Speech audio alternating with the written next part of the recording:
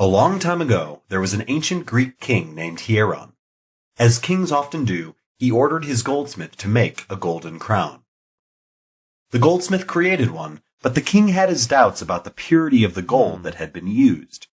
To confirm his suspicions, he sought the help of a local scientist and inventor, and tasked him with verifying whether the crown was pure gold. The scientist obviously couldn't perform scientific experiments on the crown as though it were any other object. It was an extremely valuable ornament, and one to which the king was personally attached. Clearly, this wasn't going to be an easy problem to solve. Mulling over this problematic situation, the scientist stepped into a bathtub for a good think. At that point, with his mind buzzing, he made a critical observation. He noticed that water spilled over the edge of the bathtub as he got in, and that the more his body sunk into the water, the more water was displaced. Realizing that he had just found a solution to his crown problem, he leapt out of the bathtub and dashed through the streets of Syracuse, shouting, "Eureka! Eureka!" which in Greek means, "I have it." This scientist's name was Archimedes, and the discovery he made while sitting in that bathtub is known as Archimedes' Principal.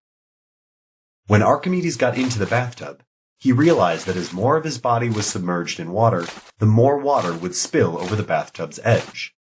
He realized that there must be a clear relationship between his weight and the weight of the water displaced by his submerged body. This was a groundbreaking idea, and one that could be applied to solve the problem of determining the purity of gold in Hieron's crown.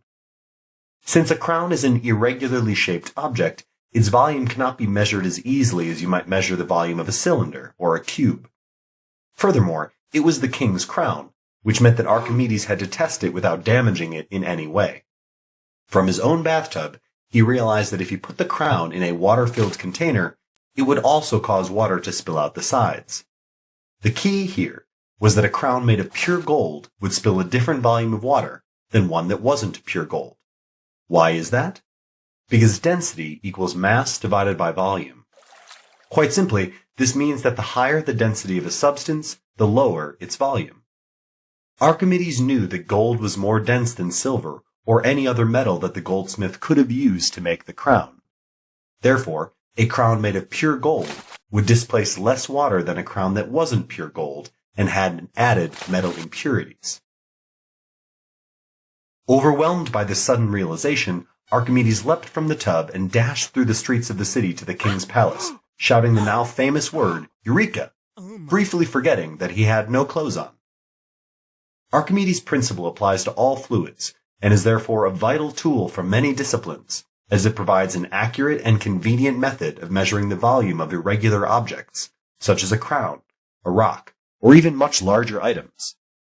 It is frequently used in the designing of ships and submarines, two essential components of any nation's naval forces. It is because of Archimedes' principle that we know how to design a safe and efficient hot air balloon, and how to test the purity of different substances. In short, you'll find this principle in use almost everywhere, from engineering and biology to geology and medicine.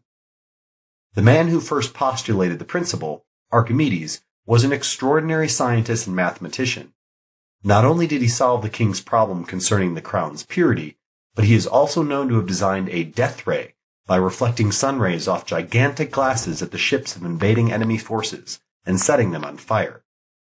Archimedes was a truly exceptional mathematician and inventor of his time, providing the world with remarkable ideas and theories that remain an important subject of scientific research and analysis to this day.